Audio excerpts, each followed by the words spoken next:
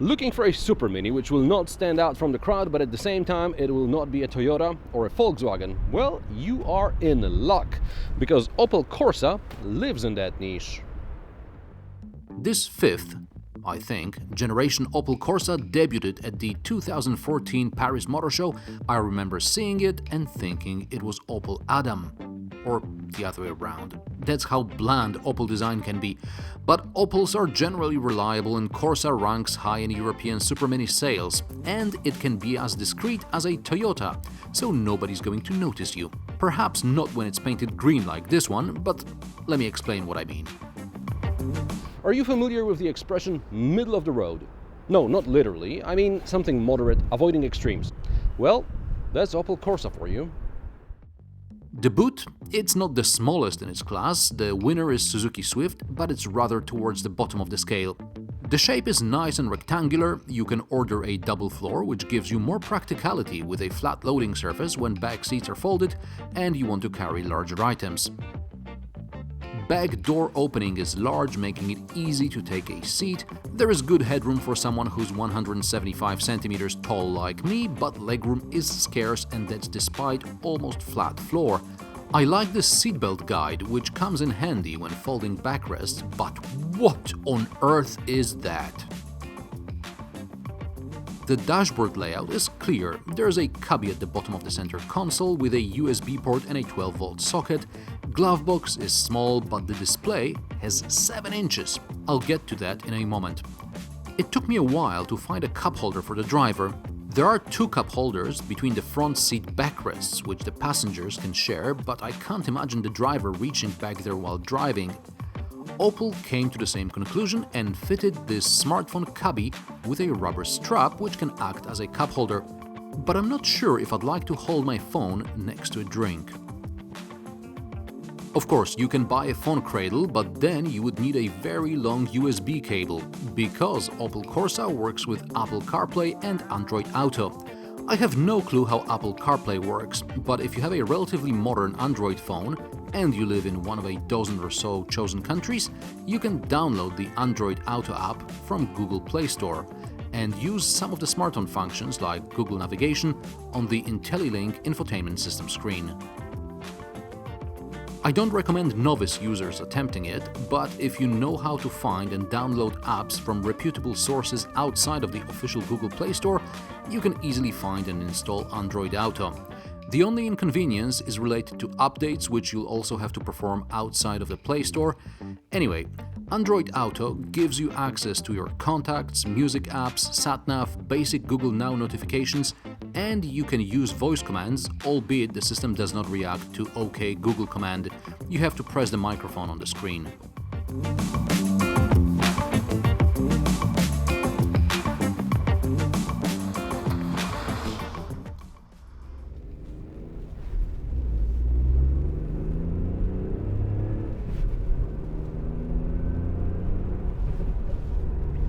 I'll talk about the display for a minute longer here, and I will complain about its brightness or dimmest, whatever, about brightness adjustment, okay? So of course you can adjust the brightness, duh. There is a little toggle switch down here over my knee, and yeah, I can dim it to a reasonable level. However, when I put the car in reverse, the picture from the reversing camera is brighter than the dimmest setting I just set. So you're gonna say, hey, that's fine, you want to see what's in your reversing camera. Yes, I do. However, when reversing in a dark spot at night, I can't rely solely on the reversing camera. I mean, anybody will tell you that, and probably there's even like a warning message: do not rely only on the picture from the camera. You have to check your mirrors as well, and your eyesight cannot adjust that fast between the dark picture outside in your rearview mirror and the very bright picture here on the reversing camera.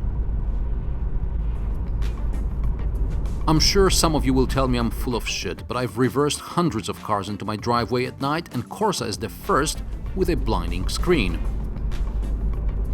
Okay, enough complaining about the camera, about the display, let's talk about how Corsa drives, and the Corsa drives middle of the road. No, not literally. I'm not in the middle of the road, I'm in my lane.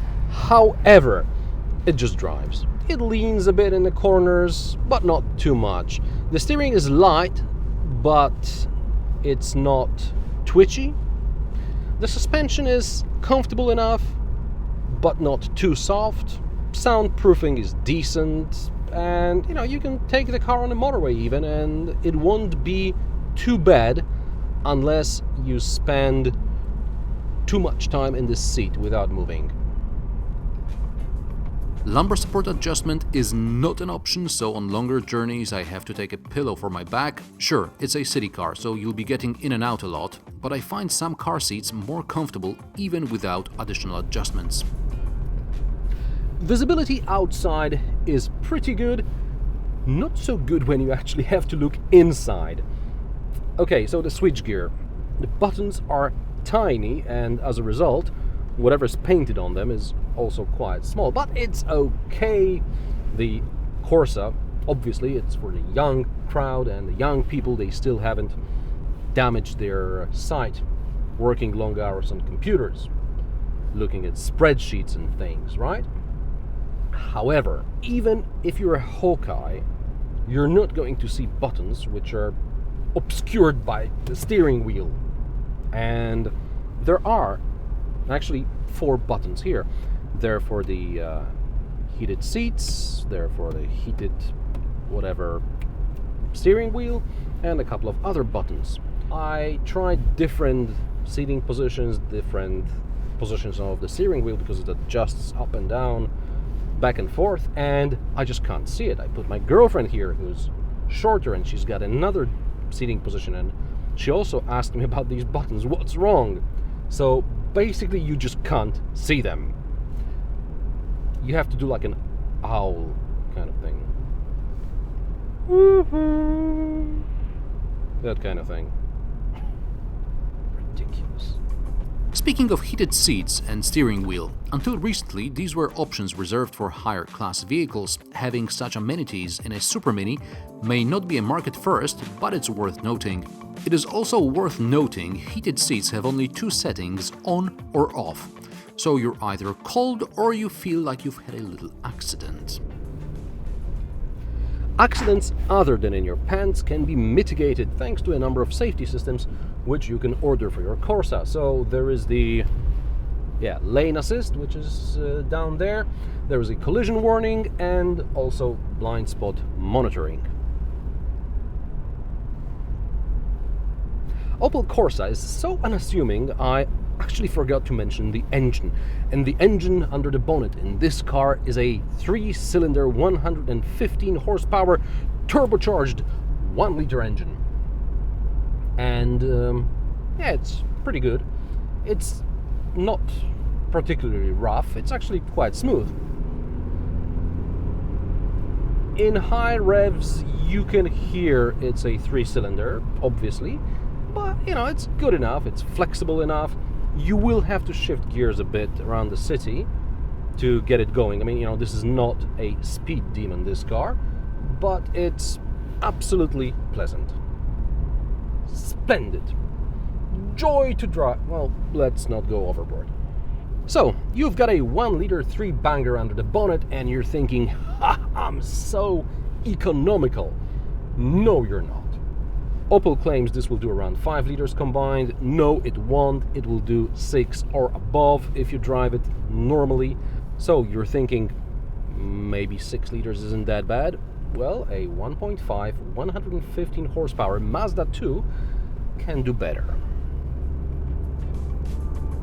Prices of the Opel Corsa start at around 12 grand for a 1.270 horsepower 3-door and 12,800 for a 5-door, but lowest trim doesn't even get air conditioning. This 5-door 1.0 turbo with extra kit costs over 20 grand. Not the cheapest of the bunch, but also not the most expensive. East goes west, girl. Sorry about that, guys, but I've been listening to Dubai FM, Dubai 92 FM on my whatever it's called, Android Auto, tune-in radio, something. And I found out, first of all, who Katy Perry is. She's the girl singing West Coast, East Coast, Girls, something, whatever. And I also found out that she's got a beef with Taylor Swift. Who the f is Taylor Swift? God. You know, I'm still remembering the 90s Dubai 92 FM countdown and Casey Kasem and the weekly top 40, that kind of stuff. I'm not into that modern music.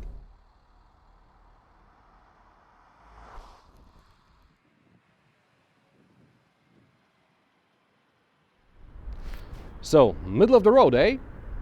Oh, I'm sounding Canadian all of a sudden. Oh, eh? Anyway, on the plus side, the Corsa is pretty much solid. Nothing squeaks or rattles, even after over 12,000 kilometers in media tests. On the minus side, it doesn't really stand out. Or maybe that's an advantage as well. I don't know. Let me know in the comments below. Share, rate, and subscribe if you like what I do. Support me on Patreon or PayPal. Also, watch more of my reviews by clicking links around me here somewhere. Thanks for watching, and I'll see you next time.